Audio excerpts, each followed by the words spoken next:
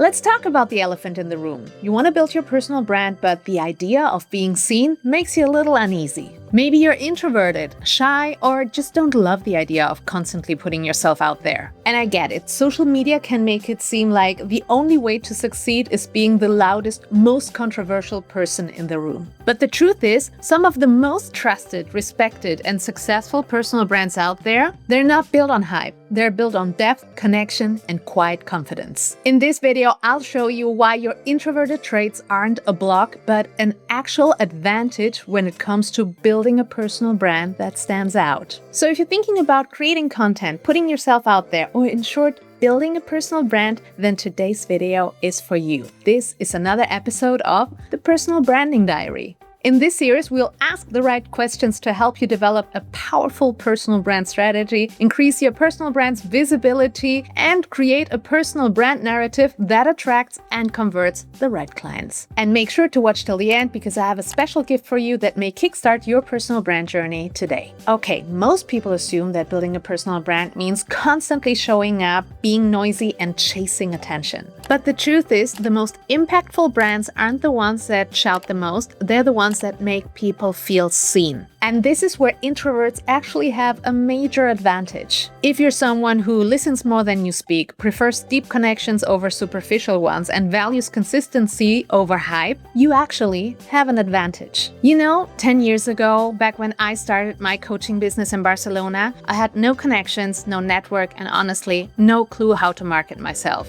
I quickly realized that talking about myself felt incredibly unnatural. Every time I had to promote my work, I would think, do I really have to act like this ballsy personality to get the right attention? It felt exhausting, and there were moments I seriously questioned whether I had made a huge mistake in leaving my 9-to-5 job in Germany. But over time, I started leaning into my own natural strength, thoughtful content, deeper one-on-one conversations, and an approach that felt like me. And guess what? It worked. I attracted the right people, not just any audience, but people who really resonated with my message. So if you're feeling like putting yourself out there isn't for you because you're not naturally extroverted, trust me, you're not alone. And most importantly, you don't have to be. This actually reminds me of something Susan Cain discusses in her book, Quiet: The Power of Introverts in a World That Can't Stop Talking. Society tends to overvalue extroverted traits like assertiveness and sociability, while overlooking the strength that introverts bring to the table.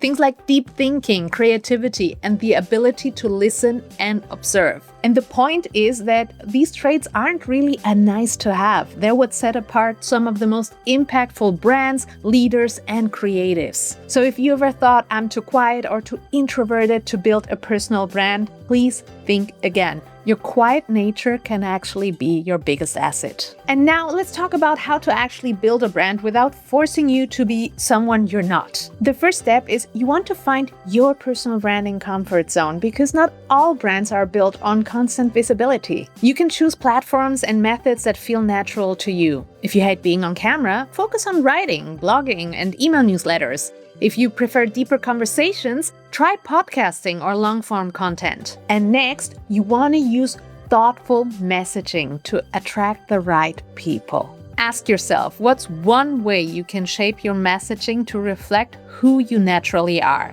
If you're someone who tends to think before they speak, your content will most likely be well-crafted and intentional. Lean fully into this trait. And lastly, focus on quality engagement over quantity. You don't have to post every day to stay relevant. Instead of optimizing for reach, start asking how you can create the kind of engagement that makes people feel seen, understood, and eager to come back. But wait, there's actually one last thing.